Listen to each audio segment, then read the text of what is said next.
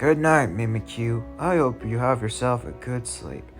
Oh man, I need to get myself comfy in.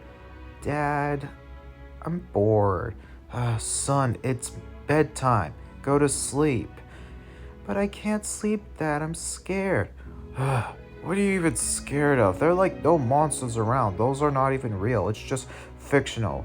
But can you tell me a bedtime story? Ah, fine. I guess I could tell you a bedtime story. Oh, really? You could? Oh, you're so sweet. Yeah, sure. I guess I could tell you one of my grandfather and great uncle when they fought against each other in different parts of Korea. Wait, they were rivals? I never even knew that though. Well, yeah, come to think of it, like Grandpa Obic and my great uncle Mulvey just didn't like each other, though it's kind of bizarre to see that happen though. But anyways, this is how it all began. It started off in different parts of Korea. So the story started off in 1951 during the Korean War. My grandfather was in North Korea in Pyongyang, while my great uncle and uncle were in Seoul, South Korea. Basically, the two were basically rivals despite the fact that they were brother in laws. But to tell you the truth, I just have no idea why they would even think about serving in the war.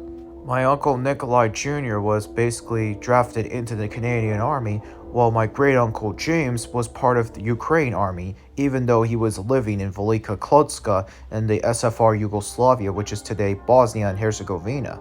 To tell you the truth, it just really surprises me how these two would get along very well as uncle and nephew, whereas with my grandfather, they didn't. Now, with my grandfather in North Korea, he even met President Kim Il-sung, which is very kind of mind-boggling when you think about it. He tried everything he can to have combat in Pyongyang to try and stop Korea from having to become what it is today. As of right now, the two are still in borderline with each other. It just really scares me. But around this time, my grandfather was in his 40s, and he didn't care less because he was in World War II. And to tell you the truth, he certainly knows that he ain't scared of the Koreans. My uncle and great uncle had fear that my grandfather had probably died while he was in the Korean War, but as it turns out, he was perfectly in no harm, no foul, despite the fact that they were trying to terrorize him and all the other citizens in Pyongyang.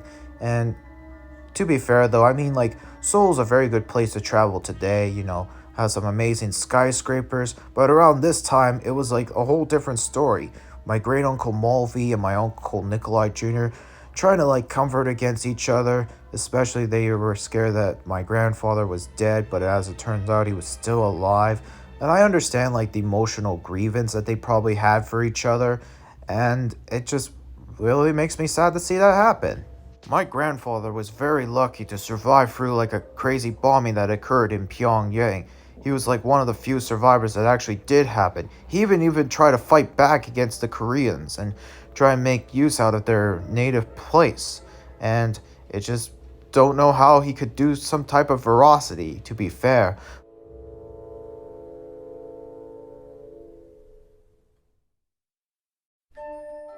Well, back in Seoul, my great uncle and uncle decided to sleep in a type of camping thing or whatever you call it, over on a very cold floor that is wet outside over at a tree.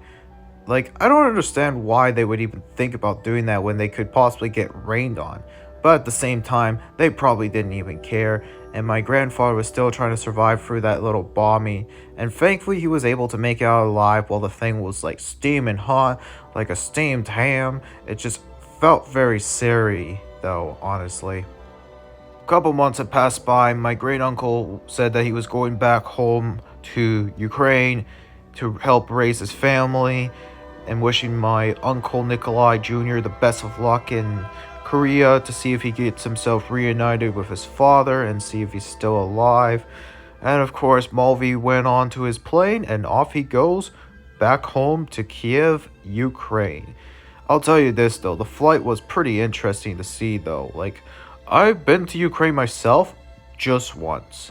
A couple weeks later, my grandfather was able to escape Pyongyang and get himself over to Seoul where he saw my uncle. The two decided to figure out that they don't want to like continue fighting in the Korean War just because of how dangerous it is. And I do understand that though, out of respect of Grandpa Olbic's rightful nature.